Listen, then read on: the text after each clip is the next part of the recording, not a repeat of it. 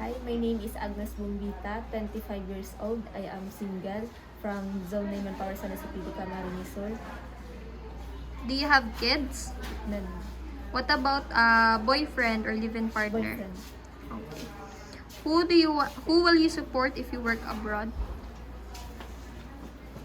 My father. Your father. Do you have any work experience? Live selling, like mascara, eyelash extension. Okay. So, locally, you worked as a live seller. Okay. What about abroad? Do you have any work experience? None. This is gonna be your first time. Yes, ma'am. Okay. Why did you choose Malaysia? I think Malaysia is a beautiful country and it's safe. Okay. If you work there, what do you prefer to take care? Children.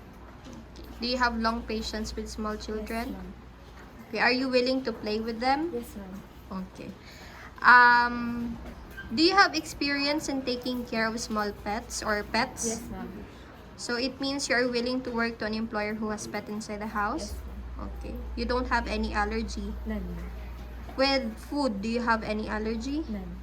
Any food that you don't like to eat? None. Anything. Okay. How many day off would you like to have in a month? Once a month. You understand that you cannot go out Yes, during your day off.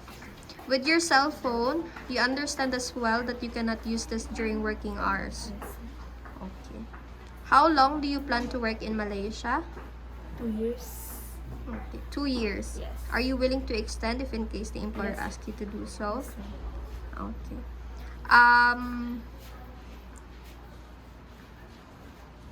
So you mentioned earlier that you don't have kids, right? Yes. And you're gonna support your father. Yes. Your father is currently not working. Yes, ma'am. Okay.